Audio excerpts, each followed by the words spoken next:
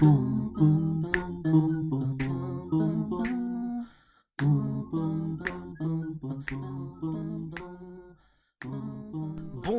à tous et bienvenue dans notre émission. Comme toujours, vous écoutez De tout et de rien, l'émission qui vous parle de tout et surtout de rien. Aujourd'hui, nous allons justement vous parler de sujets très divers. Et quand je dis nous, eh bien je parle de nos fantastiques chroniqueurs. Avec moi, eh bien j'ai Fanchon. Comment ça va Fanchon aujourd'hui ? Hey, ça va, franchement, rien de particulier à vrai dire, hein, mais je vais bien. Il vaut mieux avoir rien de particulier que aller mal, j'imagine. Et toi Lila, comment Certes. ça va ? Ça va très bien aussi. Fantastique. Et avec nous, nous avons un petit nouveau. Nous accueillons, eh bien, Jules. Comment ça va, Jules ? Bonjour, ça va bien. Heureux d'être ici, Jules, du coup ? La pression. La pression, un petit peu la pression. Ok, ça marche. On va vous parler de pas mal de choses aujourd'hui. Enfin, encore une fois, c'est vous qui allez nous parler de pas mal de choses. Et on va commencer tout de suite avec Lila. Lila, de quoi est-ce que tu veux nous parler aujourd'hui ? Alors moi, je suis de retour avec mes crin-crin chelous. Donc, je vais encore vous parler d'un instrument un petit peu bizarre aujourd'hui. Alors, on reste dans le thème des musiques traditionnelles pour l'instant, mais avec un instrument nettement moins connu. J'ai été sympa la dernière fois avec la cornemuse. Je suis quand même restée dans votre zone de confort. Et là, j'ai décidé de vous parler de la vielle à roue. Alors déjà, est-ce que vous connaissez la vielle à roue un petit peu ? Pas du tout. Est-ce que ça ressemble à un accordéon? Pas du tout. Je sais pas pourquoi j'ai cette... Pas du tout. Ça ressemble pas à un genre de violon? Ouais, si, pour moi, c'est l'ancêtre du violon. Hein. On est plus proche du violon, effectivement. Normalement, c'est une sorte de violon avec une espèce de anse que tu tournes, c'est ça ? On est d'accord ? Il y a une roue. Il y a une roue, vu que ça s'appelle vielle à roue, bien Bah joué Fanchon. Voilà, bon, vos réponses ne m'étonnent pas tellement, hein. On va pas se mentir. En fait, je joue moi-même de la vielle à roue depuis assez longtemps, et du coup, j'ai eu l'occasion de poser cette question à beaucoup de monde. Et il y a quelques personnes qui connaissent, plus ou moins bien. Il y a beaucoup de personnes qui n'en ont jamais entendu parler, ou qui, comme vous, ont une vague idée de ce que ça pourrait être. Et puis, il y a tous ceux, un petit peu énervants, qui confondent la vielle avec l'orgue de Barbarie. Alors, l'orgue de Barbarie, c'est cette espèce de machine-instrument bien pittoresque qu'on voit parfois dans les rues, avec une manivelle et puis une bande de carton trouée qui passe à l'intérieur. Ah oui, ça n'a rien à voir. Ouais, donc en fait, un orgue de Barbarie, c'est juste une sorte de méga boîte à musique, donc c'est pas vraiment un instrument, quoi. On peut pas modifier comme on veut les mélodies. Donc ça n'a rien à voir, mais souvent, il y a des gens qui confondent, en fait, parce que le seul rapport entre les deux, c'est la manivelle. Le fait que sur les deux, il y a une manivelle. Alors une vielle à roue, c'est un principe quand même très différent, hein. C'est un vrai instrument qui est un instrument à cordes frottées, comme le violon. Bien joué Marc. Ouais. Mais l'archet du violon est remplacé ici par une roue qui va frotter sur les cordes. Et cette roue, le musicien l'actionne avec sa main droite grâce à une manivelle, justement. Il y a aussi un clavier sur lequel la main gauche va jouer la mélodie. Donc c'est un instrument un peu composite, hein. Il y a pas mal de choses. Ça a un aspect un peu particulier. En plus, il y a des formes différentes, donc je vous laisserai aller voir sur internet des photos de vielle à roue, hein, si vous voulez voir à quoi ça ressemble. Parce que j'ai déjà essayé de décrire à quoi ça ressemblait, ça marche pas très bien. Alors ensuite, sur ce principe-là, là où sur les cornemuses on rajoutait des tuyaux, ici on rajoute des cordes. Donc on va toujours avoir des bourdons qui vont faire une note grave en continu. Et sur la vielle, il y a un de ces bourdons qui est un petit peu particulier, puisqu'il est associé au chien. Alors, pas l'animal, hein. Le chien, c'est une petite pièce de bois mobile qui va vibrer sur la caisse de résonance quand le musicien va donner un coup de poignet avec la manivelle. Ouais, dit comme ça, c'est pas évident à comprendre, je sais. Mais je vais vous faire écouter un petit extrait et vous allez pouvoir repérer ce grésillement par à-coup qui est fait par le chien.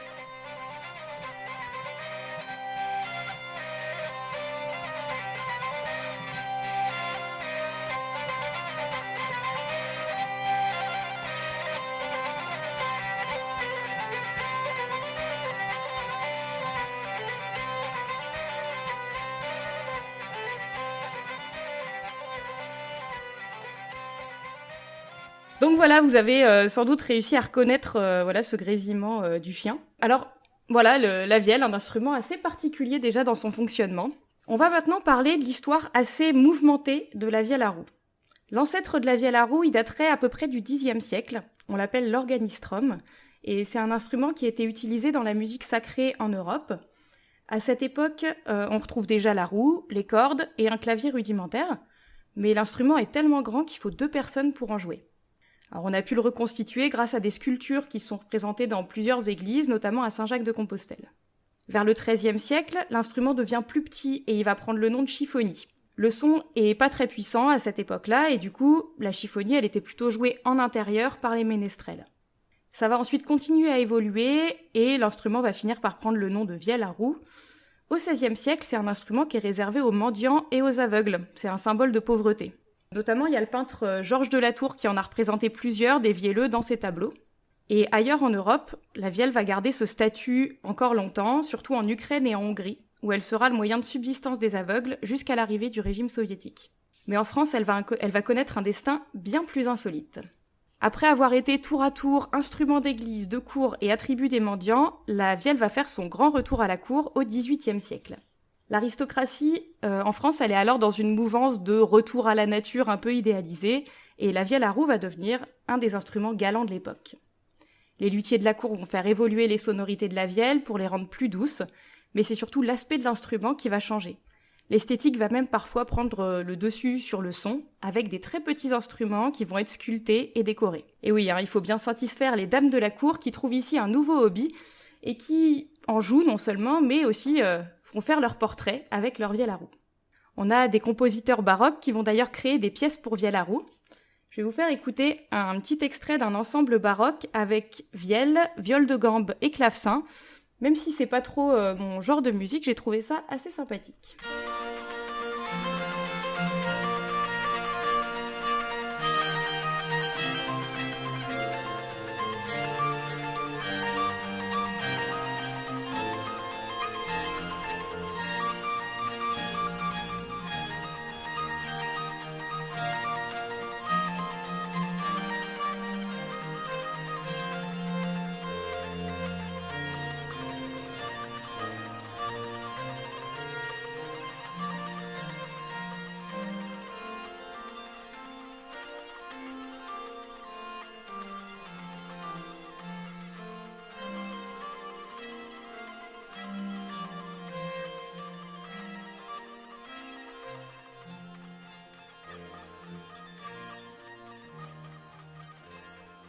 Alors voilà pour la période baroque.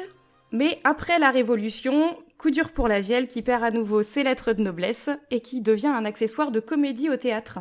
Elle est alors principalement jouée dans les campagnes et dans les rues. D'ailleurs, si vous vous souvenez de l'épisode 3 de l'excellent podcast de Tout et de Rien, Fanchon nous avait fait écouter une chanson qui portait son nom. Oui, c'est vrai. Et oui. Eh bien, à la même époque, il y a une pièce de théâtre nommée Fanchon la vielleuse, qui a eu un immense Ça me dit succès. quelque chose. Ouais, Ouais. ça a eu un C'était immense quoi. succès, et en fait, ça a peut-être aidé à la popularité de la chanson. C'est sans doute pour ça que t'en as Ah. entendu parler. Yes. Bah oui. Donc voilà, c'était la petite anecdote en passant. Tout est lié. Merci pour le clin d'œil. J'ai vu Fanchon la vielleuse, j'ai pas pu m'en empêcher. Bah oui, forcément. Alors au 19e siècle, la vielle à roue va connaître un pan majeur de son histoire, elle va devenir un instrument populaire et aux côtés de la cornemuse et du violon, elle va faire danser les campagnes de France. On retrouve alors des vielleux dans de nombreuses régions et des ateliers de lutherie vont s'implanter en Bresse, dans les Vosges, mais surtout dans l'Allier. Et c'est dans cette partie du centre-France qu'on appelle aussi le Bourbonnais que vont être fabriquées pendant plus d'1 siècle énormément de vielles qui seront exportées dans toute la France. Les vielles bourbonnaises sont plus larges, plus solides et plus sonores que les vielles baroques pour pouvoir tout simplement être jouées en plein air.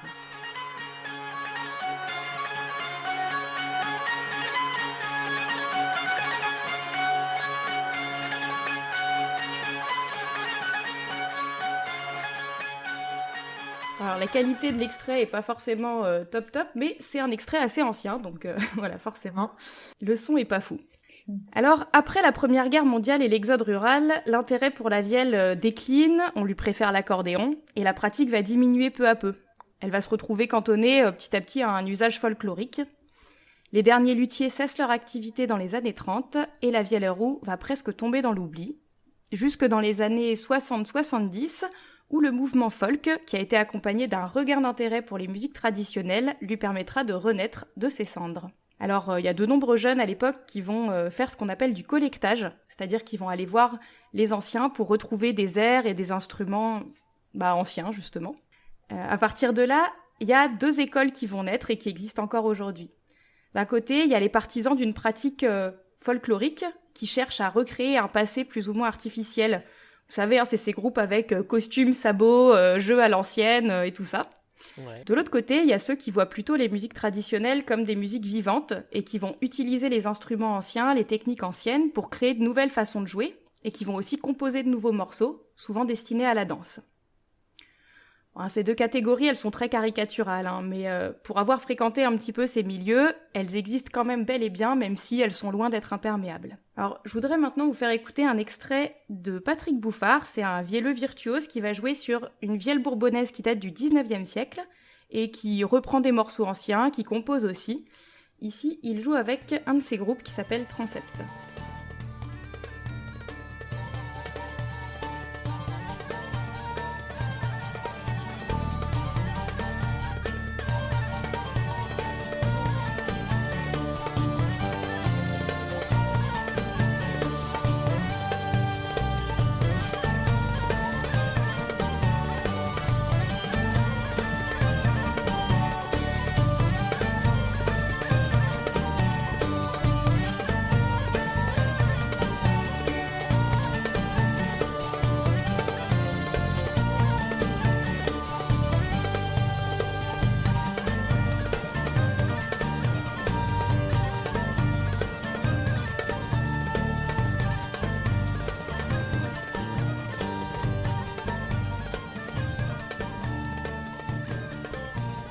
Alors là, sur cet extrait, on peut entendre un petit côté aussi légèrement oriental. Et c'est un style qui va très bien, je trouve, avec la vielle à roue.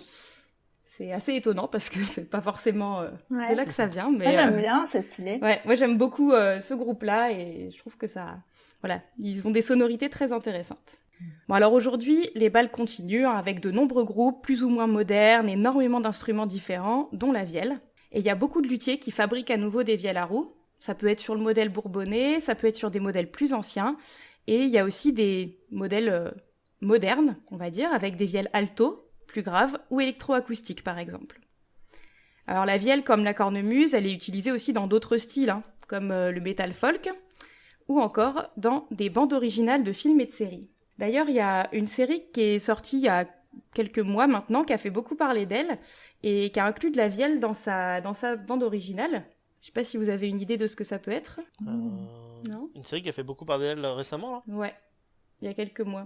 Sur quel Sur support Netflix. Alors, j'ai l'impression de faire un jeu de devinette. C'est une série américaine, française? Pas française, non. Je pense que c'est américain. Je vais vous faire écouter un extrait de la BO où on entend de la vielle. C'est pas forcément l'extrait où on reconnaît le plus facilement la série.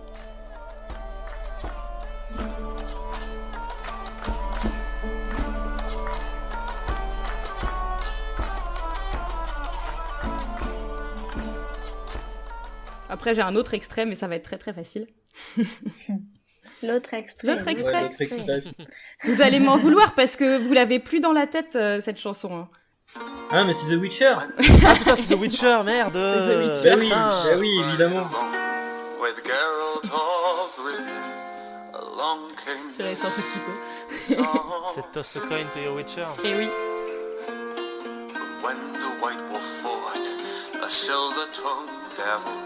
Et oui, c'est The Witcher. Parce que voilà, dès qu'il y a quelque chose qui fait un minimum médiéval ou renaissance, on colle une cornemuse et une vielle dedans. C'est classique. C'est classique. D'ailleurs, je sais pas si ça vous est déjà arrivé d'aller en foire médiévale. Il y en a pas mal en France. Ouais. Mais vous avez sans doute vu des vielles parmi les groupes qui jouent dans la rue là-bas. Ouais, carrément. En fait, c'était très probablement soit des vielles bourbonnaises, donc sur des modèles du 19e siècle, soit des vielles baroques. Mais certainement pas des vielles médiévales, puisqu'elles ressemblaient absolument pas à ça à l'époque. Donc, comme souvent dans les foires médiévales, c'est un bel anachronisme. Oui, c'est ce que j'allais dire. Dans les foires médiévales, il y a des mecs habillés en mousquetaires et des mecs habillés en viking. Donc, du coup... Il y a surtout des gens avec des oreilles d'elfe. Ouais, voilà, c'est ça. Des oreilles d'elfe, ouais, c'est n'importe quoi. Encore un petit exemple de folklore un peu bizarre. Ouais, c'est ça. Alors, je vais terminer cette chronique avec 3 artistes que j'aime bien et qui expérimentent vraiment avec leur vielle. Et ensuite, si vous voulez qu'on discute un peu de tout ça, pas de souci, on pourra. Avec plaisir. Alors actuellement, il y a des musiciens et des luthiers qui s'associent pour créer des nouveaux instruments, des nouvelles vielles, qui s'adaptent aux sonorités que recherchent les vielleux et aussi aux possibilités qu'offre la musique électronique. Donc j'en ai choisi 3 que je vais vous faire écouter.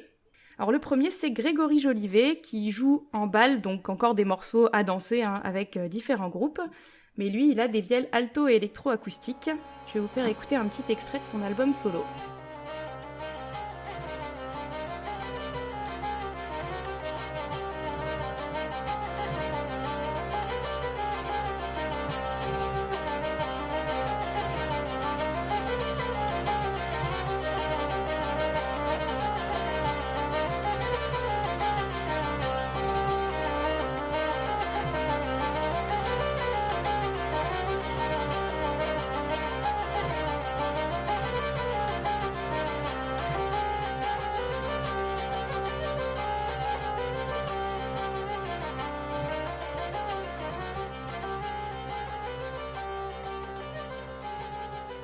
Ensuite, on va avoir Guillaume Desque, qui lui va avoir un son un petit peu plus radical. Et en fait, il crée des morceaux à la vielle, il est en solo ou presque, et il utilise beaucoup d'effets électroniques.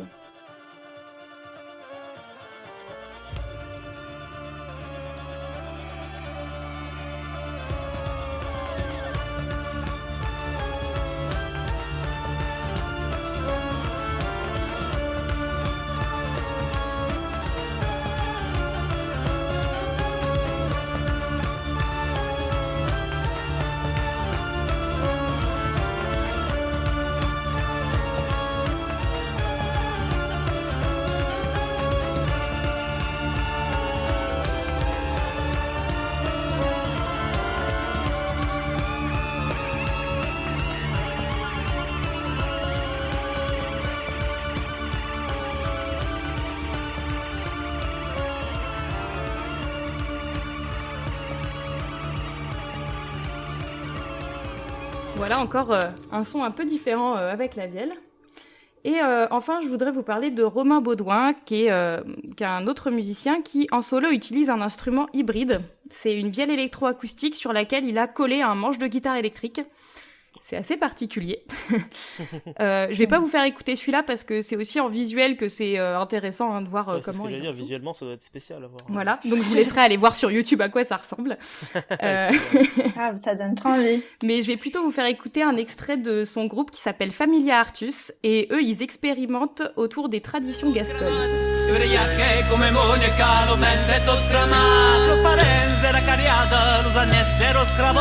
Los betes ben lavado vor en lo cot lo baguette sur la galette che si catupla lo mossetta la brochette quando arriva lo staret mossetta la brochette quando arriva lo staret lo sborgate tanta portato quando se le bon lumati se me na la sua tornado pra punta che vesi o di me d'un che gianetto che ya coquim che curumba chi viro io quiero vestio per cicuschi slupusa chi viro io quiero vestio per cicuschi slupusa per Santa Cristina che su il nome per le pomas non te cutina per mia da un po' spette e hot pop se cacena tot me palma de rosa che grandiaro per to zelma ne marat ale rosa che grandiaro per to zelma ne marat ale rosa che grandiaro per to zelma ne marat.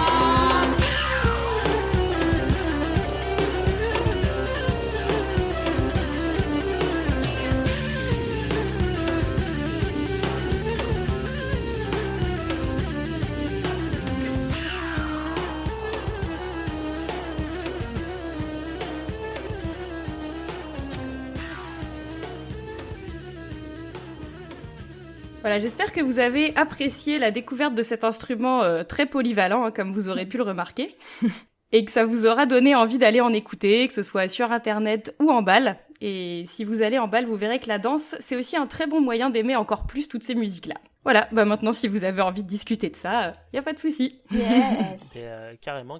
Bah, surtout en plus c'est toi Jules qui fait beaucoup de bal folk généralement, non, si je ne m'abuse. J'en fais une fois par an au Roi de l'Oiseau, mais Non, t'en fais pas en dehors du Roi de l'Oiseau, du coup. Tu me diras, c'est déjà pas mal d'en faire au Roi de l'Oiseau. C'est déjà bien. c'est trop sympa, ce genre de danse. Ouais, puis l'ambiance est généralement très bienveillante, très sympathique aussi en bal, donc... Ouais, carrément, C'est je suis pas d'accord. Ouais, moi, ça me fait penser. Enfin, j'ai jamais fait de bal, mais ça me fait penser. C'est quoi le film Le Grand Bal, je crois que ça s'appelle, non? Oui, je l'ai pas vu, mais Ça me dit rien. ils ont fait un film sur le Grand Bal de l'Europe, ouais. Ouais, c'est ça. Ouais, c'est ça que j'ai vu et c'est vraiment là où j'ai découvert cet univers-là et c'est vrai que ça donne vachement envie, quoi, comme ambiance. Eh bien, la proposition que j'ai fait à Marc la dernière fois tient toujours. Je vous emmène en bal quand vous voulez, y a pas de souci. Ah, grave, je suis chaud. Les quelques balles que j'ai pu faire étaient c'était assez chouette, effectivement, comme ambiance. Alors moi, c'est vrai que j'ai tendance à pas danser, mais par contre, juste écouter, c'est toujours un plaisir, en fait, d'écouter ce genre de musique. Mm. Et de voir aussi l'effervescence qui est présente à ce niveau-là, quoi. T'avais dansé il y a 2 ans. J'avais dansé effectivement il y a 2 ans au Roi de l'Oiseau parce que j'avais promis aussi que je danserais et en vrai j'ai vachement apprécié de danser au Roi de l'Oiseau, c'était vraiment d'autant plus que ça c'est pas un bal, quoi, c'est le bal, j'ai envie de dire, enfin vu le nombre de personnes qui sont présentes au Roi de l'Oiseau, c'est des proportions qui sont incroyables, donc c'est d'autant plus Ouais, c'est clair. fou. Et j'en garde un excellent souvenir. Mon corps garde un souvenir moins bon, je pense. Mon corps l'esprit garde un bon souvenir. Ouais, parce que c'est épuisant. Enfin, je me souviens toujours de la. Comment ça s'appelle cette danse? C'est la rombe de la mort. Le grand c'est ça suicide. Ah, le branle-suicide, voilà, c'est ça. Le branle-suicide, c'était horrible. C'était très drôle, mais c'était horrible. Disons qu'il porte bien son nom. Oui, voilà, Ouais, c'est carrément. ça. Il y en a un de vous qui saurait expliquer exactement ce que c'est que le branle-suicide, parce que là on parle de quelque chose que la plupart des gens, je pense, ne connaissent pas. Mais moi, Celui-là, je le connais pas, non, je Comment t'avoue. l'expliquer? Je saurais pas comment te l'expliquer. T'as deux lignes qui se font face, avec des gens qui se font face. Généralement, c'est hommes et femmes, enfin, on s'en fout en fait. Et t'as quelques pas à faire sur le côté, quelques pas à faire de l'autre côté. Tu tournes en te tapant les mains, puis après, faut changer de place. Donc, faut aller sur la ligne d'en face en Mhm. tournant sur toi-même. C'est super brouillon comme explication. Mais tu vas sur la ligne d'en face, enfin, tu prends la place de l'autre. Et c'est là où du coup tout le monde se rentre dedans, quoi, si tu fais pas gaffe. Et en fait, c'est le truc particulier avec le branle suicide, c'est que le rythme il va s'accélérer de plus en plus. À la fin, ça devient super rapide. Donc les deux trois premiers jets, ça va, c'est assez lent, tout le monde commence à comprendre le truc. Mais quand t'arrives au 5e, 6e, là t'as intérêt à avoir compris le truc avant, parce qu'il faut aller vite, quoi. Et c'est là que du coup au Roi de l'Oiseau, vu que la majorité des personnes on n'a jamais fait de danse, quoi, du coup tout le Oui, monde c'est se ça, rentre ouais, dedans, il y a des capes qui volent partout, il y en a un qui s'en prend dans les yeux, il tombe, c'est vraiment c'est un massacre. Mais ouais, c'est assez énergique. Ouais, ça crée une énergie ambiante, c'est-à-dire que même si au bout d'un moment t'es plus dans le rythme ou que ouais, comme tu disais que tu tombes par terre, etc. Ça reste rigolo et il y a et Ouais, cette tu te ambiance marres en bien. fait là qui est présente et tu te marres bien et même si tu souffres physiquement, mentalement c'est vachement cool, quoi. Ouais. Et j'ai passé un moment, ça a duré combien de temps? C'est quoi? C'est 2-3 heures, je crois, de danse non-stop? Un truc Ouais, au dans Roi de l'Oiseau, ce c'est goût-là. ça, ça commence à 21, non, c'est même plus, ça commence à 21h, c'est fini vers les minuit, 1h. Donc, Ouais, d'accord. Enfin, on est bien sur du 4 heures, 4 Y a heures pas de de danse, pause. quoi. Bah, toi, il y tu a peux faire quelques- une pause il y a si t'as une envie, pause, tu peux aller boire il y a un coup, une pause, mais... tout le monde, du coup, il y a la beuverie, j'allais dire. Buvette. Enfin, oui, c'est un La La buvette. buvette. Ouais, la beuverie, c'est bien aussi. Il y a du bon hippocrate. Hein. Effectivement, au Roi de l'Oiseau, il y a du bon hippocrate. Ouais. carrément. Mais ça fait ressortir le médiéviste qui est en moi, en fait, ce genre de truc. Hmm. Mais oui, après, tu peux faire des pauses quand tu veux. Moi, le nombre de fois où... Enfin, ça dure 4... Quand je dis ça dure 4 heures, sur les 4 heures, il y a plein de reprises où je me suis arrêté et j'ai fait non, c'est bon, je me repose, sinon je vais mourir, quoi. On avait fait une pause jeu médiéval avec Marc. On a fait une pause jeu médiéval, ouais, je me souviens. On avait joué à un jeu assez sympathique dans le souvenir. Bah, en tout cas, du coup, merci Lila pour cette introduction à C'est la Lila. vielle. Bah, de rien. Et toutes sortes de vielles, du coup, même les Eh oui. vielles électroacoustiques, du coup. Et est-ce qu'il y a des vielles électriques tout court? Genre vraiment comme il peut y avoir une mandoline électrique ou ce genre de choses? Il y en a quelques-unes, mais c'est pas ce qui se fait le plus parce que du coup on perd l'intérêt de la caisse de résonance et enfin Ouais. voilà, ça fonctionne vraiment différemment. Mais il y en a quelques-unes, il y a des luthiers qui font ça aussi. Après en électrique, c'est surtout de l'électroacoustique qui se fait parce que c'est plus pratique, quoi, tu peux jouer quand même sonorisé ou pas, c'est intéressant dans plus de situations, quoi. Oui, c'est clair. Ouais. D'accord. Écoutez, ce que je vous propose, c'est que après avoir dansé, généralement, qu'est-ce que vous avez? Est-ce que vous avez faim quand vous dansez? Tellement. Tellement. Toujours. Et ben moi, j'ai souvent faim après avoir fait du sport, même quand j'ai pas fait de sport, D'ailleurs. j'ai souvent faim. Et je pense que franchement, tu voulais nous parler de nourriture, encore une fois, plus précisément de Encore madeleine. une fois, oui, grande gourmande que je suis, je continue sur mon aventure gourmande. Gustative. Gustative, voilà. Très joli mot. Mais je sais, merci. Alors du coup, moi, la dernière fois, j'évoquais les souvenirs d'enfance liés à la nourriture et à la gourmandise. Et ça m'a inspiré le sujet d'aujourd'hui, la madeleine. Alors déjà, est-ce que c'est un gâteau qui vous parle? Est-ce que vous aimez ça ou... Alors, moi j'ai une histoire particulière avec la madeleine, mais ouais, mais j'aime bien la madeleine. Je suis pas un grand fan non plus. J'aime bien la madeleine avec du chocolat, mais c'est juste qu'en fait, à l'époque où je faisais de l'archéologie, j'ai travaillé pour une société d'archéologie que je ne citerai pas, qui avait un pacte avec un grand nom de la madeleine, ce qui fait que du coup, on bouffait toujours de la madeleine tout le temps. Au goûter, au petit déjeuner, il y avait partout, tout le temps, la madeleine. Donc moi, c'est plutôt ça que j'ai Donc comme t'as fait une souvenir overdose, quoi. avec la madeleine. Non, c'est pas que j'aime pas, c'est juste que c'est sympa, mais quand on me dit madeleine, je pense à ça en fait. Tu vois, ça a été automatique. Tu me dis madeleine, je pense... Ah ok, je pense peut-être à Proust d'abord, et après à ça, Ouais. mais je pense ensuite à ça quand même. En fait, t'as un syndrome de stress post-traumatique de la madeleine. Oh, si peu. Mais de toute façon, il paraît que à la fin, on n'avait plus de madeleine parce que le deal était apparemment fini. Enfin, je sais pas, j'ai pas trop compris ce qui se passait, mais on n'avait plus de madeleine. Tristesse. Ok. Mais j'ai passé plusieurs années à manger de madeleine là-dedans. Ouais, ok. Donc Proust a peut-être un meilleur souvenir que toi de la madeleine. Alors pour rappel, c'est un petit gâteau moulé. Sa texture, elle est assez moelleuse. Moi, je trouve que ça ressemble pas mal au 4 quarts. Je sais pas si vous avez ce rapprochement aussi, mais ça, au niveau du goût, assez beurré, ça me fait penser à ça. Donc c'est composé essentiellement de beurre, de sucre, d'œufs, de farine, comme beaucoup de gâteaux. Mais ça peut être aromatisé aussi au citron, au miel, à l'orange, ou même des fois c'est enrobé de chocolat.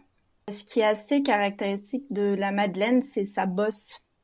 Vous savez, ça fait un petit mamelon, enfin un gros, plus ou moins un gros mamelon sur le haut du gâteau. On appelle ça aussi une boudotte. Est-ce que vous avez une idée de comment est créé ce mamelon, cette boudotte? Je sais pas, avec la levure. Oui, déjà la levure, le oui. moule, tout simplement. Ouais, bon, bêtement, j'aurais répondu le moule. Ouais, le moule, ça influence pas mal. En fait, faut qu'il soit assez creux pour que l'extérieur, en fait, cuise en premier. Et en fait, l'intérieur, enfin, le côté plus rempli, quoi, va remonter. Mais en fait, c'est surtout dû à un choc thermique. Souvent, on met une préparation assez froide dans le moule. Et avec un four assez chaud, ça va créer un choc thermique et en fait le centre va remonter en fait. C'est ça qui fait sa forme caractéristique. Ok. D'ailleurs, est-ce que vous connaissez l'origine géographique de ce petit gâteau? Peut-être que Marc, du coup, t'as moi je pense que c'est Limoges. Ouais, c'est pas loin. J'aurais dit l'Est de la France. Ouais, c'est en Lorraine. Ah, c'est en Lorraine, pas du tout Limoges alors du coup. Attends, mais Limoges, c'est où? C'est dans l'Ouest. C'est dans l'Ouest. Ah ouais, non, mais je sais pas absolument pourquoi rien Limoges. à voir. Moi j'ai dit Limoges parce que c'est vis-à-vis de ce que je disais tout à l'heure, mais donc c'est l'Est alors. Ah non, je sais C'est pas plutôt pourquoi moi, l'Est. Limoges c'était vraiment ah ouais, non, rien à voir, j'ai confondu avec autre chose, je pense. Enfin peu importe, on s'en fout. Du coup, ça vient de Lorraine. Ça a été créé à Commercy. Commercy, c'est une petite ville. Et dans cette petite ville, il y a un grand château. Et dans ce grand château vivait un duc aux alentours de 1755. Et un jour, ce duc organisa un grand banquet. Et ce jour-là, la légende veut que le cuistot du château ait complètement raté son dessert. Et en fait, la bourde a été rattrapée par la servante du château qui a, à la va-vite, confectionné un petit gâteau que sa grand-mère lui avait appris. Et bon, elle a sauvé un peu le truc et le duc a adoré. Il a demandé à la servante comment s'appelait ce petit gâteau et elle a répondu qu'il n'avait pas de nom. Alors ils ont décidé ensemble de l'appeler du nom de la servante qui s'appelait donc bien sûr Madeleine. Gertrude. Il y a une blague comme ça aussi. je sais Madeleine. que non.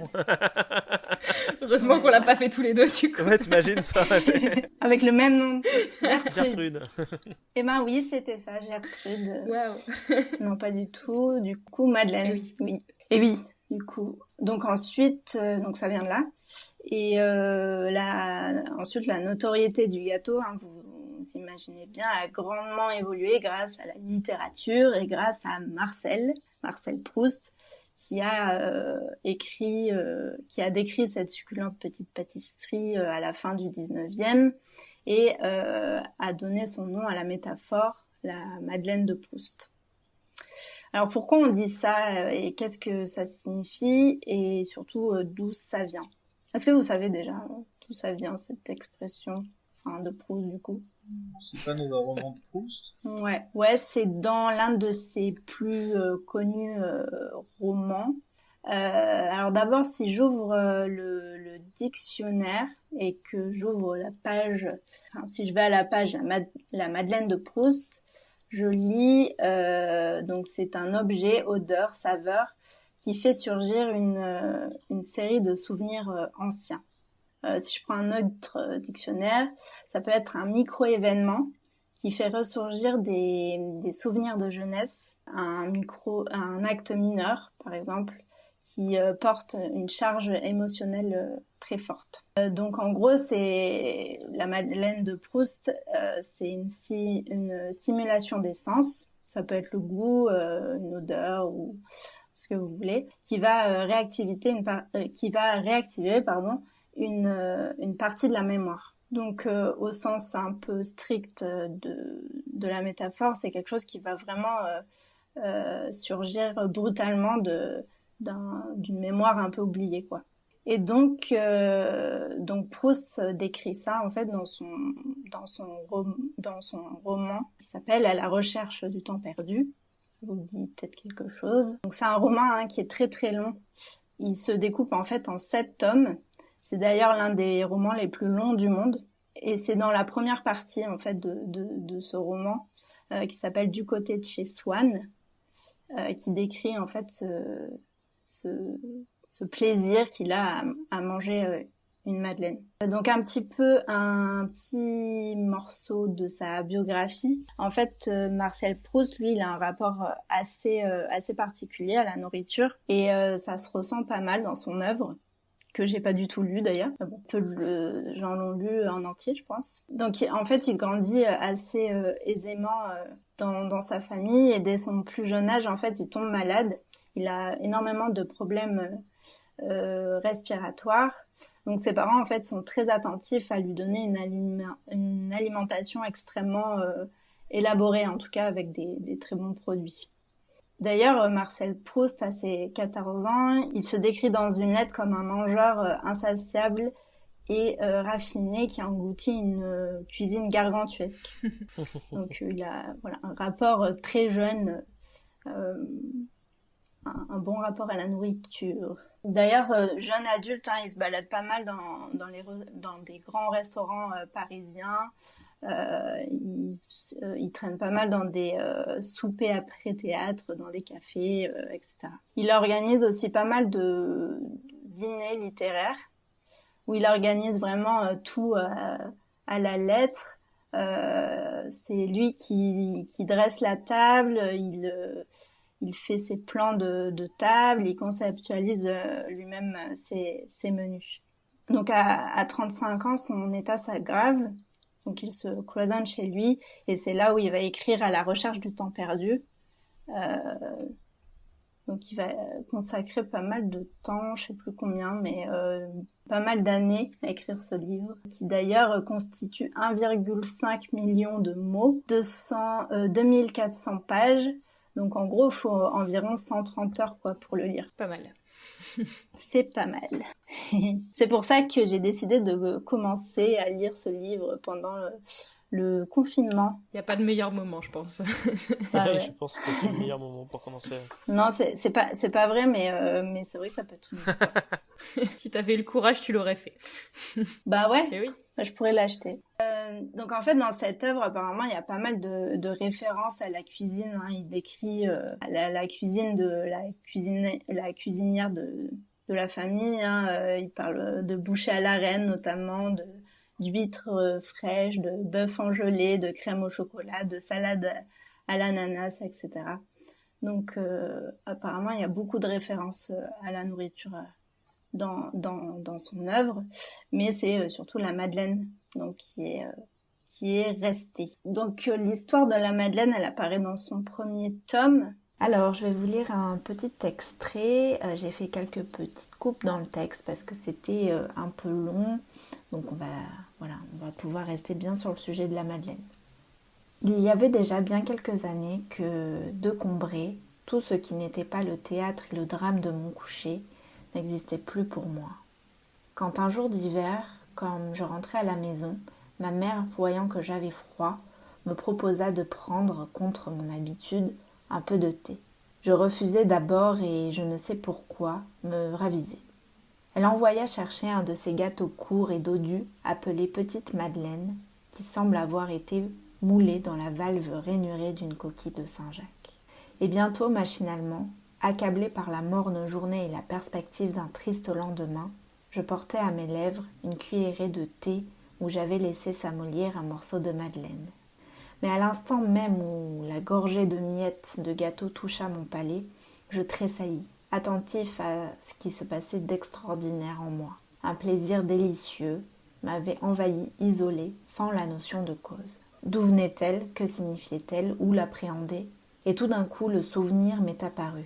Ce goût, c'était celui d'un petit morceau de madeleine que le dimanche matin, à Combray, parce que ce jour-là, je ne sortais jamais avant l'heure de la messe, quand j'allais lui dire bonjour dans sa chambre, ma tante Léonie m'offrait après l'avoir trempé dans son infusion de thé ou de tilleul. Et dès que j'eus reconnu le morceau de madeleine trempé dans le tilleul que me donnait ma tante, quoique je ne susse pas encore et dusse remettre à bien plus tard pourquoi ce souvenir me rendait si heureux, aussitôt la vieille maison grise sur la rue, où était sa chambre, vint comme un décor de théâtre, s'appliquer au petit pavillon donnant sur le jardin qu'on avait construit pour mes parents sur ses derrières, ce plan tronqué que seul j'avais revu jusque-là. Et avec la maison, la ville, depuis le matin jusqu'au soir et par tous les temps, la place où on m'envoyait déjeuner, les rues où j'allais faire les courses, les chemins qu'on prenait si le temps était beau. Et comme dans ce jeu où les Japonais s'amusent à tremper dans un bol de porcelaine rempli d'eau des petits morceaux de papier jusque-là indistincts qui, à peine y sont plongés, s'étirent, se contournent, se colorent, se différencient, deviennent des fleurs, des maisons, des personnages consistants et reconnaissables. De même maintenant, toutes les fleurs de notre jardin et celles du parc de Monsieur Swann, et les nymphéas de Vivonne, et les bonnes gens du village, et leurs petits logis, et l'église de tout Combray et ses environs, tout cela qui prend forme et solidité, et est sorti, villes et jardins, dans ma tasse de thé. Voilà, fin de l'extrait. Et là, c'est vraiment grâce au goût qui peut se rappeler de tout ça. Ça lui rappelle non seulement la madeleine qu'il avait l'habitude de manger avec sa tante, mais également tout un univers autour et toute une tranche de son enfance, quoi. Donc ça, c'est une expression qui vient de ce roman-là, qu'on utilise beaucoup, mais peut-être en oubliant un peu cet aspect de souvenir vraiment enfoui et oublié, quoi. Donc du coup, je me demandais si ça vous était déjà arrivé d'avoir un souvenir comme ça qui ressurgit du tréfonds de vos mémoires. C'est un peu compliqué, je pense. Enfin, moi, quand je me suis posé la question, j'ai pas vraiment réussi à répondre. J'ai plus des souvenirs alimentaires, quoi, qui me font penser à l'enfance, mais qui sont pas forcément enfouis, quoi. Donc peut-être que vous avez des exemples de choses qui appartiennent vraiment à votre enfance ou. C'est compliqué, je trouve, de faire le. Enfin, tu sais, des fois, il y a des choses qui te reviennent en mémoire, quand tu fais ah tiens, mais tu les mémorises pas forcément. Enfin, je veux dire, c'est un peu sur le moment. Ouais, exactement ça. T'arrives pas forcément à les mémoriser. Genre, moi, je sais que par exemple, quand je me balade dans les bois et qu'il y a une odeur de pin, ça me rappelle les gorges de la Loire où j'ai grandi, où il y a pas mal de pins sylvestres. Je faisais pas mal de balades énormément tout seul et ça me rappelle un peu ça. Mais après, je pense qu'il y en a plein, des petites odeurs, machin, des choses comme ça qui pourraient me rappeler que, mais difficile de les sortir comme ça, quoi. Ouais, c'est sûr. Bah, c'est vraiment ce que je me suis dit quand je me suis dit vas-y sors un truc. Bah en fait c'est super. Enfin c'est ça parce que c'est enfoui quoi. Donc, c'est enfoui et c'est dur de penser à des choses. Après il y a des choses qui sont vraiment qui appartiennent vraiment à un moment donné de ta vie où tu dis ben moi quand j'étais petite goût de mon enfance c'est des crevettes grises que je mangeais que je pêchais que je mangeais chez ma grand-mère voilà que j'ai plus mangé depuis un certain temps quoi mais ouais mais c'est ce que tu disais, c'est pas forcément enfoui en fait, c'est des choses dont on se souvient ouais ou alors qu'on nous a rappelé après quoi. C'est ça. Moi, je vois ça un peu comme le principe du déjà vu en fait. La Madeleine de Proust, c'est genre tu vas, je sais pas, effectivement, mettons que t'aimes la Madeleine, tu sois en horreur de Madeleine et puis d'un coup, pouf, t'as le sentiment de dire ouais, effectivement ça, je l'ai déjà vécu, ça me rappelle telle chose en fait. Mais Ouais. c'est un truc qui peut m'arriver souvent, mais comme vous le dites, j'ai pas d'exemple précis en tête de me dire quel souvenir ça m'a rappelé à tel moment et à tel endroit. D'autant Ouais, plus que je trouve que tu c'est peux pas dire ouais. enfin, c'est difficile de dire ah oui le je sais pas le 6 juillet 1998 c'est ça. j'ai mangé J'ai mangé cette madeleine à cette heure exacte avec mon grand-oncle Non, Georges bien sûr. par alliance du côté de ma belle-sœur quoi. ouais. C'est pas possible. D'autant plus que comme j'allais dire ça marche aussi avec les autres sens. Parce que là on Ouais. parle du goût mais ça marche avec Oui, c'est ça, l'odeur. ouais. Moi rien que l'odeur de la pluie ça me rappelle plein de choses à chaque fois. C'est un foutraque. Ça marche avec l'ouïe. Ça m'est déjà arrivé en bagnole d'entendre une musique et d'avoir le principe de la Madeleine de Proust. Je sais pas s'il il existe un équivalent musical, mais juste d'un coup il y a la chanson qui se lance et là bam tu te dis ah oui tiens ça me rappelle ça. Et je pense que ça marche aussi ça marche aussi avec le toucher, ça marche avec les cinq en fait je pense. la musique, ça marche bien, c'est vrai. Musique ouais je trouve que ça marche très très bien.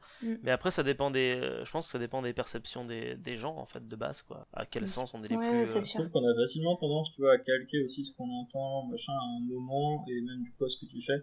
Moi, je sais que, Oui, du grave. coup, là, ça fait 5 mois que je fais le modèle 3D des premières salles de Chauvet, là. Je sais que à chaque petit morceau de salle, je peux y calquer un truc, genre, par exemple, il y a toute une partie de la grotte, dès que j'y vais, c'est Lovecraft. Je sais parce que j'ai écouté que des livres audio Lovecraft sur YouTube. Et pour moi, c'est une ambiance de Lovecraft. Lovecraft, je trouve que ça va bien ensemble, curieusement. Cette salle, pour moi, c'est Lovecraft. chaud, mais... Il y a des bestioles partout et c'est l'horreur, quoi. Et il y en a chaque petite salle comme ça, j'ai des musiques ou des trucs comme ça qui pop parce que c'est ce que j'écoutais quand j'étais en train de bosser dessus, quoi. Et c'est assez facile, je trouve, de calquer des choses que t'écoutes ou que tu vis sur ce que t'es en train de faire sur le moment. Ouais, c'est vrai que la musique ça marche bien. Je crois pas avoir de souvenir d'exemple avec le toucher par exemple quoi. Me dire ah putain ça me fait trop penser à tel habit que je portais quand j'étais petite. Plus enfin, que quel habit ce serait la manière dont quelqu'un nous touche plutôt que l'habit qui nous touche. Ouais. Mais oui, le toucher c'est un peu peut-être un peu plus c'est peut-être moins compliqué, sensible, mais par exemple, je sais pas si t'as connu quelqu'un qui avait l'habitude, je sais pas, de toucher le nez de telle manière, si jamais quelqu'un te retouche le nez de cette manière-là, je sais pas, 18 ans plus tard, tu vas avoir un truc genre pouf, ah oui, ça me rappelle Bidule qui faisait ça. Ouais, c'est vrai. Ouais, c'est vrai. Mais c'est plus effectivement caché quoi, mais peut-être que les aveugles ils ont peut-être plus ce genre de sensation. Ah, carrément, peut-être. C'est tout à fait possible. Qui connaît un aveugle? Moi, j'en connais pas. Non, mais voilà, moi, c'est tout ce que je voulais. En parlant de souvenirs d'enfance, ça m'a vraiment fait penser à la Madeleine de Proust. Et en fait, je me suis aperçue que je connaissais pas vraiment la signification de cette métaphore, quoi. Parce que c'est plus, enfin, je me suis aperçue que c'était plus une métaphore qu'autre chose, parce qu'apparemment, Proust, il y a eu plusieurs versions on a découvert pas mal de ces brouillons. Et il a changé genre 3 fois. Au début, c'était du pain grillé. Après, c'est transformé en biscotte. Il fallait qu'il trouve le bon truc, quoi, en fait. Et donc, en fait, même lui, il était pas sûr de sa madeleine. Il a jamais mangé de madeleine, en fait. C'est juste que, voilà. Il était pas serein, C'est grave, le pain grillé. Moi, ça me le fait plus avec le pain grillé qu'avec la madeleine, hein, clairement. Donc, c'était pas con de partir. Bah, après, je pense que peut-être que le côté madeleine, ça parle peut-être plus d'enfance. Ou, je sais pas, il y a ce côté sucré et tout. Il y a le côté plus enfantin avec le pain grillé, effectivement. Bah, Moi, ça m'a pas spécialement donné envie de lire Proust, mais par contre, ça m'a donné envie de goûter. Ouais, grave, c'est ça fait Proust, pas du tout, Ouais, mais alors complètement. manger des madeleines ou du pain grillé, oui, grave, avec Ça, plaisir. complètement. Ouais. Et d'ailleurs, tremper plutôt dans du chocolat plutôt que dans du thé, quoi. Je trouve que dans du thé, c'est peut-être un peu... Mais tremper des choses dans du thé, Fade, je trouve quoi. ça Non, pas c'est- très il faut bon pas, de base, ouais. quoi. C'est Comme café tremper ou un peu dans chocolat de chaud, l'eau, mais quoi, pas dans c'est ça, On est dans le d'accord. thé. C'est de Pourtant, l'eau. j'adore le thé, mais alors tremper des trucs dans le thé, c'est un peu C'est ça. ça me chelou, quoi. Enfin bref, ça c'est un autre débat. Ouais. Enfin, Autre bref. débat, autre temps. Et à propos de débat et de temps, Oh. oh, eh oui, Oh. subtil. Et je voulais vous parler de quelque chose en particulier. Je vais rebondir sur ce que tu disais avec la Madeleine. J'ai Oui. retrouvé pourquoi est-ce que j'ai dit Limoges tout à l'heure pour la Madeleine. C'était vis-à-vis de l'archéologie, je vous ai dit que voilà, moi je mangeais des madeleines Ah oui. en archéo, etc. Et en fait, l'entreprise qui crée les madeleines dont je vous parlais, c'est l'entreprise des madeleines Bijoux, qui est du coup à Saint-Yrieix-la-Perche, dans le département de la Haute-Vienne, en Nouvelle-Aquitaine. Waouh. Waouh. Et ça va me permettre de faire une transition de ouf, parce que je vous parle d'archéologie, mais en Nouvelle-Aquitaine, vous avez aussi beaucoup de sites archéologiques liés à de la... Préhistoire. Ouais. Et il y a quelqu'un qui veut nous parler de la préhistoire, quelqu'un qui en plus travaille sur le modèle. De la grotte Chauvet. Incroyable, tout est lié. Mon Dieu. Eh ben, vas-y, je te laisse la parole, très cher. J'ai essayé de vous parler du coup de la préhistoire d'un jeu vidéo, mais plus particulièrement d'une notion que j'aime beaucoup, qui est celle du merveilleux scientifique dans les jeux vidéo. Alors pour ça, je vais un peu l'introduire, il y aura une petite introduction un peu longuette. Alors, la préhistoire en elle-même, c'est une période qui est passionnante, notamment parce qu'elle déchaîne les imaginaires du fait des lacunes qu'on a dans les connaissances par rapport à la préhistoire. Et du coup, depuis l'émergence de ce passé, jamais disparu, dont aucune image a pu nous parvenir, des images, des histoires, on a avancé pour supporter ce discours, pour le soutenir dans un imaginaire collectif. Et parfois, pour servir un discours idéologique, parfois pour apporter des réponses à la genèse d'un site archéologique précis, comme on peut le faire notamment par exemple pour la grotte Chauvet. Dans tous les cas, ces images et ces récits donnent corps à la période et l'habillent. Et ça, justement, comme je le disais, ça participe à un imaginaire collectif. Hus Hente Feucht Hat Hick. Pardon, Gaësolog, on comprend rien à ce que vous dites. C'est une nouvelle langue que je viens d'inventer. J'aimais bien l'ancienne, non? Plus pratique. Un peu plus innové. Alors vous avez reconnu l'extrait? Bien sûr. Exactement, donc donc c'est un film d'Alain Chabat qui sortait en 2004. Alors c'est vrai que le cinéma, il semble quasi exclusivement occuper le terrain préhistorique de prime abord, mais pourtant la littérature a pareil depuis longtemps occupé le terrain de la préhistoire pour y créer des récits. Alors outre les nombreuses BD, on peut notamment citer en livre Comment j'ai mangé mon père, La guerre du feu, ou La saga des enfants de la terre. Autant de livres qui transposent des histoires sur des éléments archéologiques disparates. Alors cet exercice il a ses limites, et ces exemples que je viens de donner, ils souffrent d'énormément de clichés qui participent d'ailleurs à une image un peu distordue de la préhistoire au sein du public. Par exemple, dans la saga des enfants de la Terre, on va avoir énormément de clichés par rapport à Néandertal, par rapport à tout ce côté aussi chamanique ou autre, donc ça s'entretient de lui-même. Mais dans tous ces ouvrages, ces livres, il y en a deux qui se distinguent dans ces essais de donner un peu corps à ces histoires, c'est Sous le vent du monde et Le rêve de Lycie. Alors, les deux livres sont issus de la même expérience littéraire et scientifique. Par exemple, Sous le vent du monde, c'est une saga de livres qui couvre différentes histoires indépendantes à différentes époques. On a 4 tomes en fait, il y en a un c'est sur Homo rudolfensis, on va en avoir un davantage sur Néandertal, donc voilà, c'est différentes périodes, différentes histoires indépendantes. Et tous les faits sont basés sur des éléments scientifiques. Il y a Yves Coppens, qui est notamment conseiller scientifique et co-auteur du bouquin, ce qui ancre le récit dans une découverte d'un vécu possible. Alors bien évidemment, c'est à prendre avec des guillemets.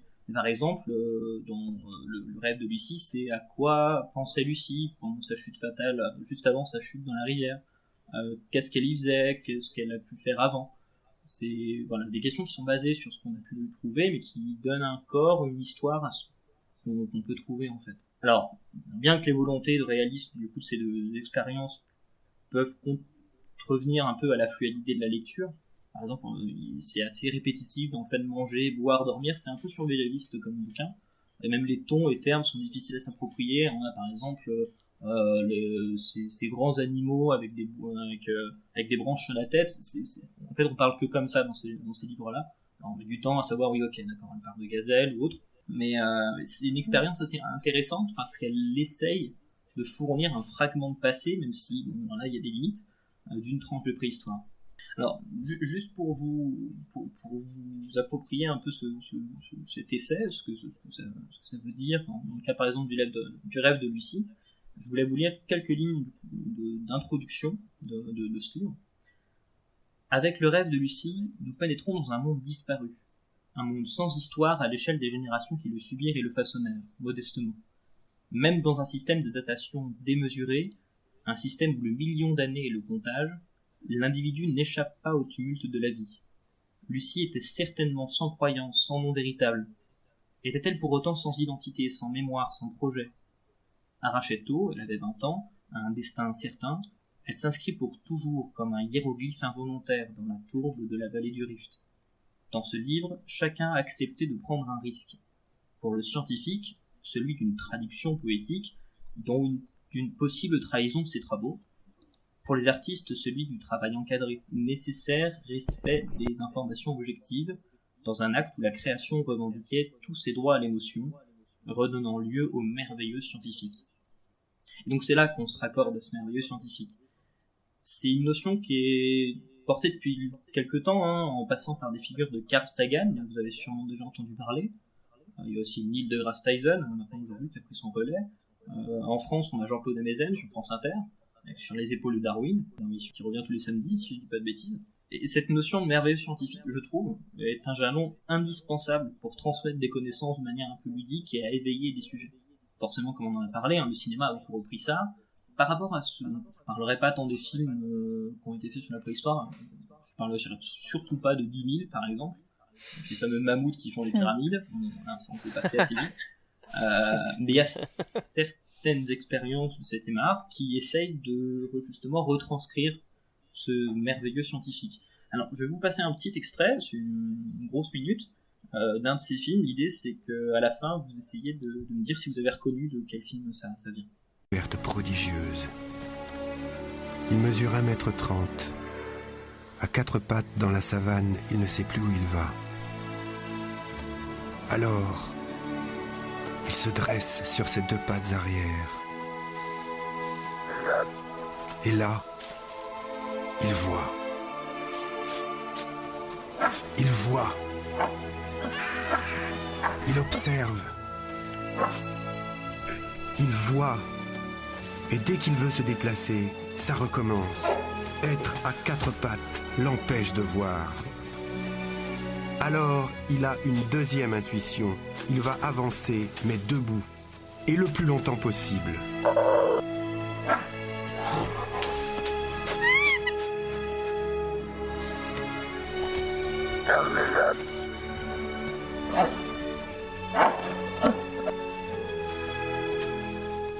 Ça y est, il est bipède. Ce n'est pas une attitude naturelle pour un singe, mais ça fonctionne. Maintenant, il n'est plus un singe. Il s'appelle Aurorine. Les premiers pas le rassurent. Peut-être même éprouve-t-il le plaisir de la nouveauté. De là-haut, Aurorine se sent plus grand, plus fort, et il peut voir les siens de loin. La longue marche commence. Alors, je sais pas, j'aurais peut-être dit l'Odyssée de l'espèce. C'est l'Odyssée de l'espèce, non? Ouais, c'est ce que j'aurais dit. Bien, l'Odyssée de l'espèce. Je pensais à ça. Un film qui est plus tout jeune maintenant, mais qui, comme maintenant on a fait le premier homme, qui est un peu la réactualisation de l'Odyssée de l'espèce, qui est sorti donc en 2016-2017, si je dis pas de bêtises. C'est des documentaires où, même si tout n'est pas ou plus scientifiquement correct, on sait aujourd'hui que ça s'est absolument pas passé comme ça, je veux dire, ils ont pas décidé d'un coup de se mettre debout pour que ça marche. D'ailleurs, c'est même pas passé dans la savane, ça s'est sûrement passé plutôt dans les arbres, notamment au niveau de l'Espagne, il y a bien plus longtemps, 14 millions d'années. Et même si la majorité de ce qui est montré au final est très romancé, ça donne une première accroche, ça peut créer une curiosité, voire forger un imaginaire. Moi je sais que cette séquence, elle m'a énormément marqué quand j'étais enfant, et elle m'a aussi énormément, intrigué et porté à être curieux sur ce sujet. Et c'est en ça que je trouve que du coup c'est intéressant comme manière d'essayer de véhiculer des histoires sur de la science en fait, pour essayer de faire passer ça. Et du coup, après cette très longue introduction, c'est justement pour ça que je voulais m'intéresser aux jeux vidéo par rapport à ça.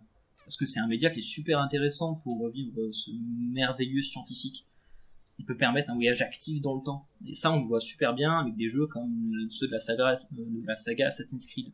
Perso, adolescent, j'ai eu énormément de plaisir à visiter Rome dans Assassin's Creed 2. Je complétais mes cours de latin, en fait, en voyageant le soir dans les ruines du Forum, dans le Panthéon. Et en fait, je greffais des images, des sons, une ambiance, en fait, un vécu à mes cours. D'autant que le rendu visuel des jeux est de plus en plus convaincant, ce qui tend d'ailleurs à donner une certaine véracité à ce que l'on voit. Or, faut pas prendre au pied de la lettre ce qu'on voit dans les jeux vidéo, hein. Ces derniers tombent souvent dans des clichés historiques, qui entretiennent d'ailleurs la mémoire collective, ou l'idée qu'on peut s'en faire, par la culture de ses propres erreurs. Les jeux médiévaux sont d'ailleurs particulièrement touchés par ce phénomène. Je pense que vous ne contredirez pas là-dessus. On a souvent des idées d'un âge sombre, souvent violent, chevalier sur-bodybuildé, comme on peut le voir dans par exemple le jeu For Honor. Alors les joueurs sont là pour jouer avant tout, à chaque fois on va nous dire, hein, tout doit être fun. Et le cadre historique, du coup, il sert plutôt justement de simple cadre, un genre de bac à sable qui sert d'excuse au jeu. Il s'agit pas de son corps même. Pourtant, il y a quelques jeux qui tentent quand même le pari de proposer une réelle virée dans le temps. Je peux par exemple citer l'exemple de Kingdom Come Deliverance, toujours sur la période médiévale, qui fait de sa rigueur scientifique son principal argument de vente. Le jeu se déroule au royaume de Bohême, au XVe siècle, pousse son réalisme historique jusqu'à y adapter son gameplay, avec un système de combat particulier et autres. Mais qu'en est-il de la préhistoire donc ? Est-ce qu'on peut trouver un jeu, comme Kingdom Come Deliverance, qui puisse nous refaire vivre cette période, qui calque des images et des rêves sur les traces archéologiques éparses à notre disposition ? Alors j'ai fait quelques recherches rapidement, et on voit que la préhistoire, elle est traitée depuis très longtemps en fait dans les jeux vidéo. Alors outre les multiples adaptations de la famille Terre à Feu, on peut noter plusieurs jeux NES dans les années 80-90, comme J2EMA Caveman Ninja, bon déjà rien que le nom, hein, Prehistoric Man, Chuck Rock, bon etc. Alors c'est essentiellement des jeux de plateforme, plus que clichés dans l'aspect préhistorique. Évidemment la massue, les vêtements en peau de jaguar c'est discount, et les dinosaures de Marzal, mais donc rien de bien envoûtant, rien de bien envoûtant. C'est la deuxième fois qu'on parle de Marzal dans cette émission quand même. C'est le mot qu'il faut pas dire. C'est ça. Donc du coup au final il y a rien de bien envoûtant en termes de vécu préhistorique. Il y a même un jeu de course préhistorique, BC Racer, qui se déroule dans une espèce de suburb préhistorique qui essaie même pas d'être autre chose qu'un délire prenant les Cro-Magnons comme excuse. Mais on notera le jeu 2D Sapiens de 86 pour avoir tenté une approche un peu plus réaliste en ancrant son scénario dans un univers un peu plus cohérent, bien que soumis à pléthore de clichés. Le but y est de survivre dans une nature hostile et d'accomplir les missions demandées par le chef de la tribu. Plus intéressant, en 2005 sort Au cœur de Lascaux. C'est un jeu PC de point and click dans la lignée des jeux historiques à dimension éducative de Cryo Interactive qui sont parus dans les années 90. Je sais pas si vous y avez joué étant enfant, moi ça m'avait marqué. Il y avait des jeux comme Égypte, Versailles, Chine, Aztèque, Pompéi. Ouais, Louvre aussi, non ? Ouais, grave. C'était, moi je me rappelle, ça m'avait vraiment marqué, j'avais vraiment l'impression de vivre, d'être dans Versailles ou dans Égypte. Et donc, au cœur de Lascaux, c'est à peu près dans la même ligne. Là, à travers le personnage d'Arok, on va découvrir la vie quotidienne d'un Cro-Magnon, avec un focus du coup important sur la création de la grotte de Lascaux. Alors comme je vous l'ai dit, moi je suis particulièrement sensible à ce jeu, surtout je pense parce qu'il me renvoie à mes propres expériences d'enfant. On parlait de la Madeleine de Proust, on peut facilement y faire référence ici. Je jouais donc à Égypte, Versailles, ou encore Tristan et le mystère du dragon, un jeu de 2001. Du coup, dans ce délire un peu médiéval. D'ailleurs le nom laisse croire qu'il y a un petit côté fantastique, pas du tout, hein, c'est assez réaliste. Et ça peut plonger vraiment dans une période assez intéressante. Alors depuis, cette recette, un peu point and click découverte historique, elle s'est pas vraiment développée. Alors elle a quand même pu donner naissance à certaines expériences immersives en réalité virtuelle, qui rendent d'ailleurs un peu flou la limite entre film et jeu. Hein. Par exemple pour 2019, on a deux expériences comme ça qu'on peut citer. La première c'est Memoria Stories of la Garma, pour la grotte de la Garma en Espagne, ou le récent, et beaucoup plus local, Dawn of Art, qui concerne notre très chère grotte Chauvet. Donc vous avez sûrement déjà entendu parler du coup, oui. La petite expérience immersive de Chauvet. Alors il y a Google en fait qui a avec le syndicat mixte, le syndicat mixte de gestion de la grotte Chauvet, lancé une espèce d'immersion dans Chauvet. Vous avez un casque de réalité virtuelle et vous pouvez voir. Alors, vous pouvez aussi le voir en vidéo YouTube en 3D. Vous pouvez bouger la vidéo autour de vous. C'est un petit film qui dure environ une dizaine de minutes. Vous êtes porté un peu dans il y a 36 000 ans à Chauvet. Alors, je vous en mets un petit extrait du audio là qui m'annonce. This is where we stopped, under the great arch, by the river.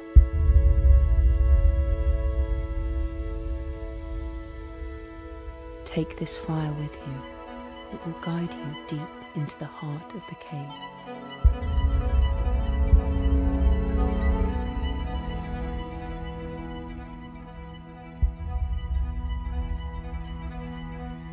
Alors voilà, donc c'est un petit extrait donc de ce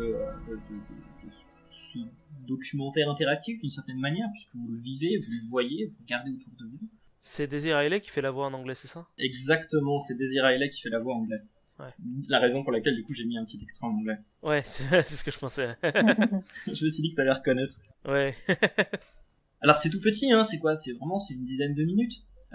Mais il y a une vision qui m'a particulièrement marqué dans cette expérience, c'est de se retrouver dans un campement au pied du pont d'Arc, juste avant l'aurore. On ressent un vécu, vraiment, on y est. Il suffit de tourner la tête pour voir une faible lumière trembloter au niveau de la face du cercle d'Est. La grotte, elle est là-bas. Mais on reste simple observateur. Il n'est pas question d'être actif dans le voyage. On peut voir autour de nous, on y est, mais on n'interagit pas vraiment. Alors la question demeure, est-ce qu'il existe un jeu vidéo en tant que tel qui puisse mêler cette fenêtre sur le passé, un gameplay qui serve ce discours, comme on peut le voir avec Kingdom Come? Et justement, en 2016, un ovni vidéoludique a remis cette question au centre de la table.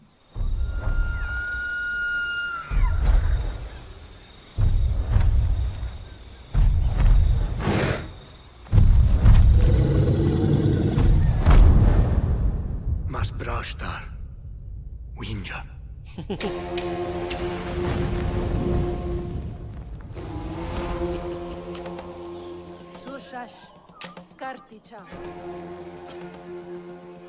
Alors vous l'avez sûrement reconnu, je pense que Marc a dû le reconnaître.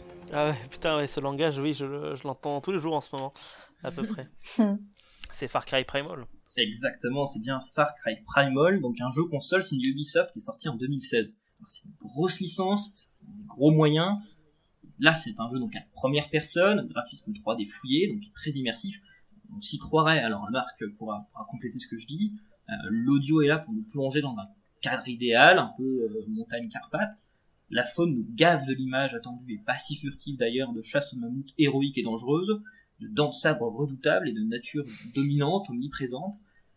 Et bien qu'on puisse se poser des questions quant à la présence d'autant de pachydermes dans une vallée si encaissée et isolée, force est de constater que l'immersion fonctionne. Même les campements paléolithiques ne semblent pas sortir n'importe où et se basent clairement sur l'architecture et les matériaux retrouvés dans certains sites de la vallée de la Dniepr en Ukraine. Mais alors, est-ce qu'il s'agit d'une fenêtre sur un passé possible? Tout doux. Beaucoup d'éléments en fait viennent noircir le tableau quant à sa véracité relative. On a des néandertaliens archaïques aux mœurs cannibales qui côtoient des chasseurs-cueilleurs presque davantage agriculteurs d'ailleurs pour certains, plus agréables à vivre et avec qui on peut surtout converser. La chasse au mammouth est presque compulsive, le chamanisme transpire des pores de chaque intervenant, les bêtes peuvent être domestiquées voire chevauchées, le cliché du monde hostile où la force brute constitue la seule échappatoire, la vie dure, etc. Donc on est bien loin de la simulation préhistorique. Il s'agit davantage d'une dystopie au sein de laquelle sont regroupées 3 périodes plus ou moins véridiques de la préhistoire. D'ailleurs, c'est quelque chose de tout à fait assumé par des chercheurs ayant aidé les développeurs à créer l'environnement du jeu. En témoignent ces quelques mots de Luc Doyon, un paléo-anthropologue consultant sur le sujet. C'est pas une reproduction fidèle, absolue de ce moment-là. Non, mais il faut pas prétendre non plus que ça est une. Il y a beaucoup de fantastique et justement, il faut essayer de pallier, ou en fait de jongler justement entre le désir d'y mettre le plus de scientifique possible et l'importance pour un jeu vidéo de rendre ça intéressant pour le joueur. Donc. Voilà, moi je vous l'avoue, j'ai pas joué moi-même. En fait, j'ai regardé énormément de vidéos tests, de gameplay, pour pour voir un peu ce que c'est, pour me plonger un peu dedans, pour voir un peu commenter ça. Mais le mieux, ce serait, Marc, si t'as des trucs à dire par rapport à ça, si toi qui joues encore d'ailleurs actuellement. C'est vachement bien effectivement parce que moi j'y joue en ce moment à ce jeu du coup Far Cry Primal parce que du coup en ces temps de confinement la préhistoire me manquait un petit peu et il était en promo sur Steam et je me suis dit allez vas-y lance-toi dedans, fais-le. Et ce jeu en fait il est très étrange, c'est exactement comme ce que t'as dit, c'est-à-dire que tu vas te balader dedans, au début tu vas dire ok, les mecs ils vivent effectivement dans des tentes, ils ont l'air d'avoir une culture, ils ont même été jusqu'à créer un langage pour ces gens-là, donc c'est vraiment chouette d'avoir pris ce parti-là parce qu'il y a beaucoup de gens qui pensent que à l'époque on s'exprime juste en faisant ouk. Il y a des bijoux, donc ça parle de parure, quand tu te balades dans ton village, il y a des gens qui jouent de la musique, donc il y a quand même vraiment tout cet aspect culturel finalement, alors complètement inventé puisqu'on connaît pas du tout la culture de ces gens-là. Donc effectivement ouais ça transpire un peu le chamanisme, c'est un peu comme si Jean-Claude était passé un petit peu par ici, mais c'est un truc où tu peux te dire bon ok c'est pas grave s'il y a du chamanisme qui est derrière, c'est rigolo, c'est sympa. Et quand tu te balades dans le jeu, il y a ce côté très, très cool, très immersif, mais des fois de temps en temps t'as l'impression que d'un point de vue de cohérence scientifique, on te crache à la gueule. C'est-à-dire que, moi je l'ai ressenti à plusieurs reprises, c'est-à-dire que là tu te balades, tu fais, bon ok d'accord, il y a des tigres à dents de sable, c'est pas grave, je fais abstraction là-dessus. Je peux faire abstraction là-dessus, même moi, il fut quelque temps, je pensais qu'il y avait des tigres à dents de sabre à la préhistoire. Puis ensuite, tu tombes sur les Néandertals. Là tu te dis, bon, d'accord, c'est des espèces de cannibales un peu chelous, mais quand tu le regardes, il ressemble à un Néandertal. Donc tu te dis, ok, je peut-être faire abstraction de ça. Puis ensuite, tu tombes sur un autre peuple, un peuple d'Homo sapiens, qui sont, agriculteurs. Donc du coup, tu te dis, bon, en fait, c'est vrai qu'effectivement, le jeu, en fait, il se passe en l'an 10 000, donc c'est le début du néolithique, donc pourquoi pas. Mais du coup, ça remet en cause tout ce que tu as eu avant avec les Néandertals, etc. D'autant plus que les agriculteurs sont des espèces de mecs chelous. En fait on dirait des Aztèques quoi, c'est-à-dire qu'ils sacrifient des gens à des espèces de dieux soleil, ils font des édifices en pierre, donc là ok ça fait très néo mais ils se peinturent la gueule etc, c'est hyper chelou. Et tout d'un coup le jeu va péter un câble et tu vas aller dans une rivière, le jeu se passe en Europe centrale je précise, et là tu vas tomber sur un crocodile. Ah oui d'accord. Bah oui parce qu'il te faut des ennemis dans l'eau. Ah oui, c'est que nous en Europe on n'a pas d'ennemis dans l'eau. Un brochet, donc du c'était coup, pas assez. t'as des piranhas géants et des crocodiles dans l'eau. De toute façon, c'est la préhistoire, tout est géant et tout est là pour te tuer. Donc, Ah, bah c'est ça complètement. Et t'as aussi des jaguars, en fait. J'ai pas déjà parlé, mais il y a des jaguars. Et tu te dis, mais pourquoi des jaguars? Juste, vous avez mis des lions des cavernes, ça suffisait. J'ai pas besoin d'un jaguar. Une en panthère, plus. c'était bien quoi. C'est ça, c'est-à-dire que t'as le lion, t'as la panthère, t'as des loups. Ils ont même mis les loups géants préhistoriques là. Ils ont mis des dholes, pourquoi pas. Il y a des ratons laveurs. Alors par contre les ratons laveurs ils se sont tapés un délire dessus. C'est des ratons laveurs qui sont extrêmement agressifs. C'est-à-dire que tu t'approches d'eux à moins d'un mètre, tu te sautes dessus et ils t'arrachent le visage avec ses petites papates. Et en plus ils se régénèrent après dans le gameplay, donc c'est vraiment bizarre. Mais à côté de ça, ça reste un jeu qui est quand même très sympa, mais c'est juste que des fois il pète un câble. Et des fois au niveau t'es en Europe, mais pourtant t'as l'impression de te balader dans une jungle avec des crocos et des jaguars quoi. Ouais, c'est bien ce que j'ai eu l'impression de voir du coup en regardant les gameplays et autres, c'est que t'es quand même vachement dedans. J'ai vu rien que les premières minutes dans le jeu quand t'arrives sur cette plaine avec cette horde de mammouths quoi. Le son est là, l'ambiance est là, ça a l'air assez magique. Mais en même temps, constamment ils te tapotent la joue en disant non. Et c'est assez frustrant en fait les deux. Ouais c'est ça. En fait c'est exactement ce que tu dis, ça crée de la frustration, c'est-à-dire que quand tu te dis c'est cool, il y a ça, il va y avoir un petit truc en plus effectivement, et on va te rappeler, on va dire bah non. Tu vois par exemple l'exemple de la chasse au mammouth, le jeu commence sur une chasse au mammouth et les mecs se baladent comme ça au milieu, et t'as un gars qui va te dire bon bah ce qu'on va faire c'est qu'on va aller taper le jeune qui est au fond, et là tu dis oui effectivement ouais c'est vrai que si on cherche les mammouths à la préhistoire on va pas buter les adultes, on va buter les enfants, ça me va. 2 heures plus tard dans le jeu tu chevauches un mammouth. Ouais. Tu vois, je vois bien. Mais... Alors ok, c'est vachement cool, je kiffe chevaucher des mammouths. Enfin, je veux dire, on va pas se mentir, et ça fait partie du truc. Tout le monde aime chevaucher des mammouths. Moi, je préférais chevaucher un rhinocéros laineux, mais on peut pas. Donc, je me contente du mammouth, du tigre à dents de sabre et de l'ours aussi. Mais en fait, c'est ça ce qui est bizarre, c'est que t'as l'impression qu'ils ont pas réussi à trouver le bon condensé entre avoir du fun et avoir de la rigueur scientifique, et que ça passe un peu du coq à l'âne tout le temps, alors qu'il aurait fallu peut-être cutter un petit peu des deux pour avoir un truc relativement cohérent sans être complètement chiant non plus. Parce que tu vois, par exemple, tu parlais de Kingdom Come tout à l'heure. Moi, j'y ai jamais joué, j'avais regardé des let's play, et en fait, ça a l'air tellement compliqué, tellement réaliste, que j'ai pas envie d'y jouer. En fait, j'ai pas envie de jouer à Medieval Simulator, parce que bah, je connais déjà. Mais par contre, j'aime bien jouer à d'autres jeux médiévaux qui restent fun, même si des fois il y a des conneries dedans. Là, c'est un peu ça, c'est-à-dire que c'est rigolo, mais parfois ça va me gaver, quoi. Voilà. C'est intéressant justement comme transition, parce que là on voit bien au travers du coup ça dure plus d'une heure, hein, l'interview de Luc Doyon, là, le paléoanthropologue. Il remet souvent sur le devant cette dualité entre le fun et la rigueur préhistorique qu'on aimerait bien y mettre. Et donc du coup ce qui est intéressant avec ce genre de jeu, c'est que encore une fois c'est des gros budgets, c'est des jeux aussi très immersifs. Et c'est des jeux qui sont transmis à énormément de personnes, ce qui fait que ça participe énormément à cet imaginaire collectif qu'on peut avoir. Même si on sort assez drastiquement du merveilleux scientifique dont on a pu parler auparavant. Et donc je me suis posé la question, mais est-ce que c'est impossible de retranscrire en jeu une véritable immersion dans les pas de nos ancêtres, comme on peut l'avoir par ailleurs avec d'autres titres? Et Mystère et Boule de Gomme, en fait, pas tellement.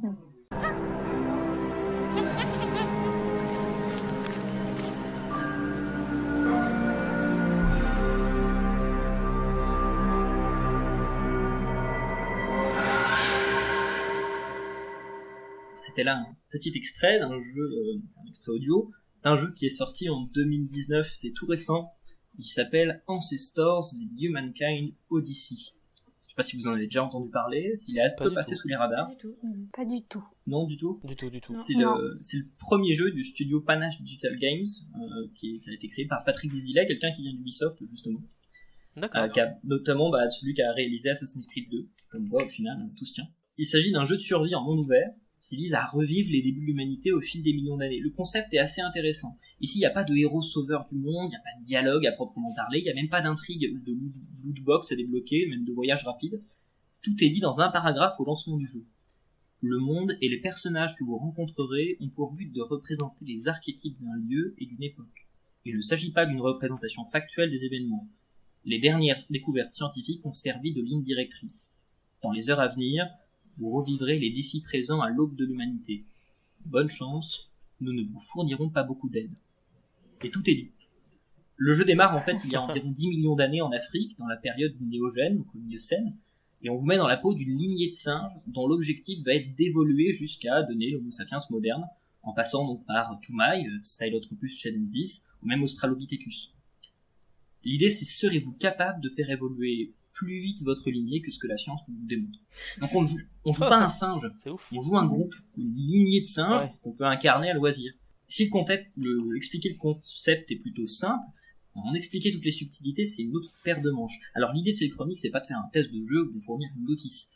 Mais c'est important de s'intéresser quelques instants aux détails de ce jeu pour en comprendre l'importance et la portée, parce que aucun jeu n'avait poussé aussi loin l'idée de vivre l'évolution d'une espèce à travers le temps. Donc comme vous l'avez compris, le principe d'évolution, il est au centre du jeu. Et il est basé sur 3 piliers, l'observation, l'expérimentation et la transmission. En fait, le jeu, il laisse le joueur essayer par lui-même. Il lui fournit les éléments, mais au joueur de les manipuler, de créer des interactions, de découvrir leur utilisation. Il faut sans cesse inspecter, essayer, faire interagir des objets pour en créer de nouveaux. Alors il y a certaines manipulations qui sont évidentes. Par exemple, casser une noix de coco avec une pierre pour pouvoir l'avoir.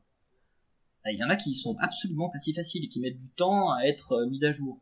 Par exemple, percuter telle pierre pendant un certain laps de temps pour obtenir un ractoire, puis après broyer une certaine plante avec ce dit grattoir et obtenir une espèce de pâte végétale qui sert à soigner les hémorragies. Donc on peut passer à côté de pas mal de choses pendant pas mal de temps. Et c'est super jouissif de découvrir par soi-même des éléments et des combinaisons. Parce que comme dit précédemment, vous ne serez pas du tout aidé. En fait, il y a très peu de choses qui sont expliquées. Rien n'est développé, expliqué, et les premiers pas dans le jeu se font indéniablement dans la douleur, je vais pas vous mentir. Vous êtes livré totalement à vous-même, c'est le paroxysme du jeu de survie. Rien que la compréhension de votre environnement devra passer par des essais, parfois douloureux. Ça passe par inspecter l'eau, tester une plante pour découvrir ses vertus, etc. En fait, vous apprenez vous. Et c'est autant de moments cruciaux pour la construction de votre socle de jeu. Mais Ancestors donne constamment envie de progresser. Qui eût cru pouvoir marcher quelques mètres de plus debout puisse être vachement plus satisfaisant qu'un énième stuff. Et ça, c'est quelque chose qui est assez incroyable dans le jeu, je trouve, par rapport à l'offre actuelle. Alors, je parlais de transmission, ça passe par les générations. Alors, ça oblige donc à se reproduire, c'est-à-dire trouver une femelle fertile, réceptive à tel mâle, la toiletter, copuler, enfanter, bon bref, agrandir le groupe. Et c'est surtout un système un peu skyrimien, qui est basé sur le développement de compétences, qui permettent de développer des arches d'évolution en fonction des préférences et des actions. Alors, sans rentrer dans le détail, encore une fois, chaque action permet de gagner des points de neurones pour un réseau neuronal, un genre d'arme de compétences pour évoluer. Il n'y a pas de miracle, pour marcher, il faudra de plus en plus essayer de marcher.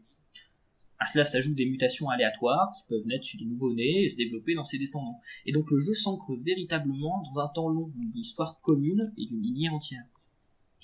Par contre, le jeu pardonne aucun faux pas. On passe rapidement d'une situation stable et safe à une situation très tendue où la survie du groupe entier est remise en cause. Les moins persévérants seront vite agacés par le jeu, je pense, notamment sur les premières heures, jusqu'à ne pas voir son potentiel.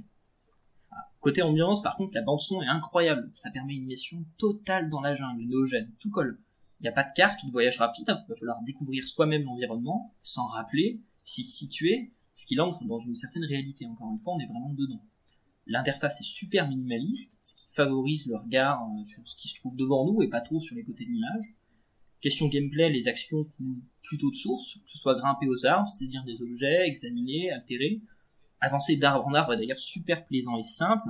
On voit d'ailleurs l'influence d'Assassin's Creed là-dessus.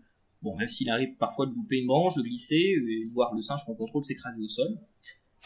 Le concept de survie, quant à lui, est assez bien dosé. On mange, manger, boire, dormir, rien qui devienne un peu répétitif à la moitié du jeu, pour être franc. Et c'est là que rentre en ligne de compte le reste du jeu, son aspect d'exploration. Faut être curieux pour explorer le monde. Faut trouver des sites favorables à un nouveau campement, etc. Ça pousse sans cesse à progresser dans sa connaissance de l'environnement et de l'univers. Et en progressant dans les différents écosystèmes au fil du jeu, on évolue également en tant que joueur, en fait, avec le jeu. Et enfin, pour revenir à ce merveilleux scientifique, tout transpire l'influence des connaissances qu'on peut en avoir. Que ce soit le game design, les éléments contextuels choisis, la faune, la flore, tout ça, ça sent et ça renforce la crédibilité de l'univers. L'ambition du jeu est très clairement de nous faire vivre une tranche de temps et de ses premiers hominidés au néogène africain. L'environnement est bluffant, je trouve.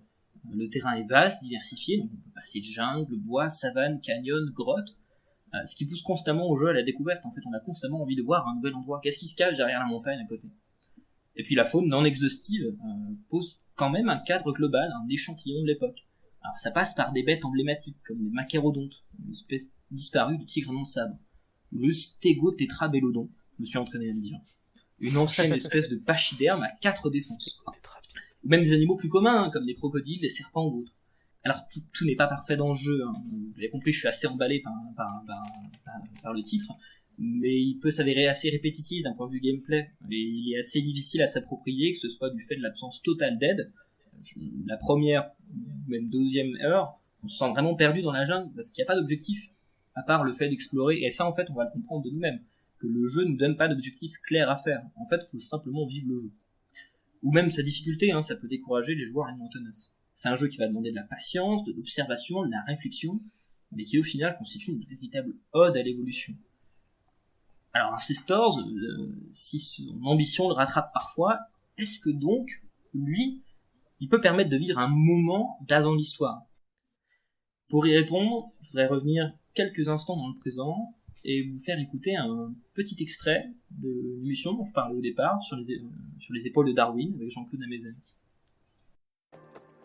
Il y a, sur la croûte desséchée de la surface du sol d'un désert d'Arabie, à l'intérieur des terres qui longent le golfe Persique, dans la région d'Al-Garbia, à Abu Dhabi, sur le sol d'un site appelé le site Mleiza, des empreintes de pas qui datent d'environ 7 millions d'années.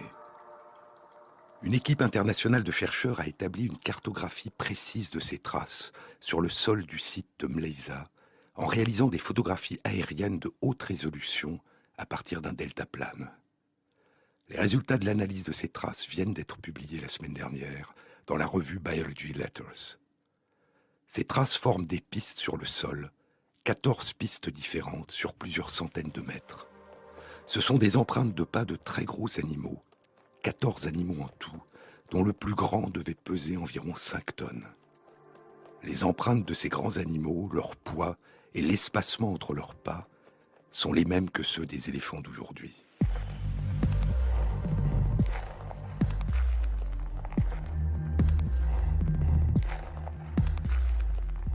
Mais des vibrations du sol sous leurs pas, de leur piétinement, de leur danse, de leur barrissement, de leur voyage à la recherche de plantes pour se nourrir et d'eau pour étancher leur soif, il ne nous reste que les empreintes qu'ils ont laissées il y a 6 à 8 millions d'années.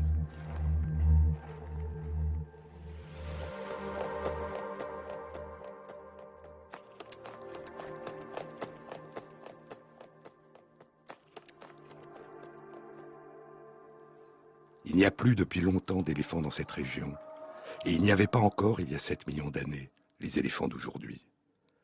Ces animaux dont ne subsistent que des traces de pas sur le sol étaient des proboscidea, des membres de la grande famille qui a donné naissance aux mammouths, aujourd'hui disparus, et aux éléphants d'Asie et d'Afrique. Alors en le voit en Ancestors, des Humankind Odyssey, moi j'ai pu mettre un vécu sur ces empreintes. Au détour d'un cheminement à savane, en allant chercher un nouveau campement en fait, j'ai vu ces géants qui traversaient la savane sans vraiment porter attention. C'est rien qu'une rencontre au sein d'un jeu. C'est rien qu'un moment suspendu que j'ai perdu à les regarder marcher, en me sentant chanceux de me trouver si loin dans le temps et l'espace. C'est rien qu'un jeu vidéo. Mais pourtant c'était quand même un véritable vécu d'un passé à jamais révolu, de quelque chose qui s'en approche. Et en ça, je pense que Ancestors, Humankind Odyssey, s'approche de cette notion de merveilleux scientifique qu'on pouvait chercher auparavant. Voilà. Merci. Ben, merci à toi surtout. Yes. Si vous avez des compléments ou même des jeux que vous auriez pu penser. Bah, déjà, c'était super intéressant. Ça ouais, fait... grave, franchement. Le dernier jeu, ça donne bien envie de jouer à des jeux. Ouais. À la fois, le dernier jeu, ça me donne envie d'y jouer, et en même temps, comme tu l'as dit, c'est fait pour les gens qui ont de la patience. Et je sais que quand je joue à un jeu vidéo, je peux rager énormément. Donc je pense que c'est un jeu vidéo, je pense que j'apprécierais de voir des let's play peut-être plus que d'y jouer moi-même, je pense. Mais à voir, pourquoi pas. Je te conseille quand même d'essayer, parce que je pense que en regardant des let's play ou machin, tu perds tout ce côté en fait sur lequel est basé le jeu, qui est de découverte, enfin toi-même. Et voilà. Moi j'ai dû me faire vraiment violence pour pas aller regarder des fois des tutos ou des trucs, c'est des conseils, parce que l'obsidienne, je fais que passer à côté. Je sais que ça doit servir à quelque chose, je n'arrive pas à trouver quoi. Et il y a que des trucs comme ça sur lesquels tu passes à côté et tu sais pas ce que c'est en fait. Mais après, par contre, c'est pour ça que je trouvais ça intéressant, la remarque que t'as fait justement sur Kingdom Come juste avant, c'est que où est-ce que tu mets le curseur entre fun et réalité et simulation d'une certaine manière? À quel moment est-ce qu'une simulation peut devenir fun et pour qui? Et voilà, c'est intéressant en fait, comme question. C'est un biais qui est extrêmement subjectif en fait. Exactement. C'est-à-dire que ça dépendra des gens, ça dépendra du jeu, ça dépendra de ce que c'est, ça dépendra même du moment auquel on y joue, je pense. Parce qu'il y a des fois, on va être dans de bonnes perspectives pour jouer à des jeux qui sont plus effectivement de cet acabit-là. Il y a des moments où on aura juste envie de jouer à un jeu décérébré où tu butes des gens, quoi. Et moi, c'est ça, en fait. Ça dépend juste des moments. En fait, tout simplement. Tu vois, en ce moment, avec des amis, je joue à deux jeux très très différents sur PC. Je joue à la fois à Vermintide 2, qui est un jeu où tout ce que tu fais, c'est tuer des hordes de Skaven, donc des hommes rats géants, qui peut parfois être très très chiant quand tu joues dans des difficultés très grandes, mais qui reste faisable et qui reste très très fun. Et à côté de ça, je joue à Rising Storm 2 Vietnam, qui pour le coup est un jeu qui est un peu Vietnam Simulator, parce que tu te balades et si jamais tu te prends une balle ou que ce soit, tu tombes par terre. Et ça, c'est typiquement le genre de jeu où quand je suis bien, je suis content d'y participer. Par contre, si jamais je suis pas bien et que je meurs trop souvent, au bout d'un moment je vais rager, je vais dire c'est bon, en fait j'ai pas envie de jouer à ça, j'ai pas envie de crever comme une merde tout le temps, quoi. Alors que c'est le principe du jeu. Le principe du jeu, c'est même pas forcément de tuer les autres, c'est juste d'aller prendre des objectifs et tu peux gagner ta partie en ayant tué personne, tu vois. En fait, c'est juste ça dépend de comment tu te sens au moment où tu joues au jeu, mais ça marche pour tout. C'est quand des fois tu vas lire un bouquin et tu vas pas être prêt à le lire et tu vas pas l'aimer, et un an plus tard, un mois plus tard, tu vas le lire et tu vas faire ok, là c'est bon, je peux. Même chose pour un film. Puis même la consommation du jeu, tu vois, je trouve. Oui. En Sisters, moi je sais qu'ils jouent généralement 1 heure, 2 heures quand vraiment c'est parti le soir, et encore par une manière régulière. Parce que je sais que sinon, si j'y jouais trop longtemps d'affilée, bah peut-être que ça commencerait à me paraître trop répétitif et que je m'en dégoûterais. Ce qui est pas l'idée. Ouais, c'est ça. Généralement, tu vois, je me prends une session où je vais trouver un nouveau campement pour mon groupe. C'est une aventure en soi. Tu as 10 singes derrière toi, faut te faire gaffe parce que personne ne meurt et tu explores en même temps, c'est très très prenant. Tu trouves un super site, t'es content, tu te poses, fin de session. La session d'après, je vais passer une heure ou deux à explorer du coup sur plusieurs journées dans le temps de jeu, ce qui se passe à côté, ce qu'il y a, si les ressources, etc. Et puis la prochaine séance, bah je sais que je vais essayer de trouver un autre campement pour découvrir autre chose, pas rester au même endroit et du coup rester dans cette espèce de jeu de survie, manger, boire, dormir, qui pourrait me lasser. Je trouve qu'en fait la consommation que tu peux avoir du jeu est différente. Elle sera peut-être plus sur le... Oui, en fait, à chaque session, tu te donnes un objectif différent et du coup, ça permet de pas être répétitif, en fait. Mais c'est toi qui te le donnes, l'objectif dont je veux pas. Oui, c'est ça. C'est ça qui est assez... Oui, c'est ça, c'est à toi d'avoir le mental de dire, aujourd'hui, j'emmène ma tribu à tel endroit pour essayer de faire un campement. Parce que ce que t'as dit, le jeu ne te donne pas d'objectif à part celui de devenir un sapiens à la fin, quoi. C'est ça, ce qui est assez perturbant au début. J'imagine bien, ouais. Surtout qu'en ce moment, on a l'habitude d'avoir plutôt des jeux qui sont extrêmement guidés. Parfois même effectivement un peu trop, mais où t'es libre de pas grand chose, quoi, en fait, au final. Sous prétexte de monde ouvert, le gameplay te restreint beaucoup dans tes actions, quoi.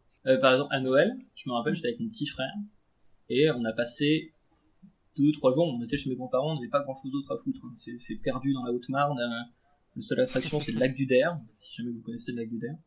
Et donc on avait joué en Sisters et pendant quelques jours, en fait, l'objectif c'était de trouver comment s'accoupler. On savait pas comment on pouvait faire en sorte de s'accoupler et donc de perpétuer en fait la génération. On ne trouvait pas. Ça a duré 3 jours quand même avant de commencer de comprendre par hasard. Ah putain, en fait c'est comme ça. Ok. Alors après on est sûrement pas fut hein. Il y en a qui vont trouver ça très vite. Mais du coup t'es d'autant plus fier en fait de le trouver à la fin. Tu sais, ah mais bordel, bah oui c'était ça. Chacun son rythme. Hein. Faut pas être pressé. Bon, maintenant ça va beaucoup plus vite. Maintenant que j'ai compris le système, ça... Cool, on est content pour toi. Faudrait pas que ça aille trop vite non plus, peut-être, mais... Non, c'est sûr. Très bien. Et ben, ce que je vous propose, c'est qu'on termine sur cette blague un peu graveleuse de ma part. Merci encore à tous les trois d'être venus participer pour ce 5e épisode de Tout et de Rien. Ça a été un plaisir, une fois de plus, de vous recevoir et j'espère vous réentendre à nouveau très bientôt pour parler de tout et de rien. Merci à vous trois et merci à nos auditeurs. Merci. Au revoir. Au revoir. Salut.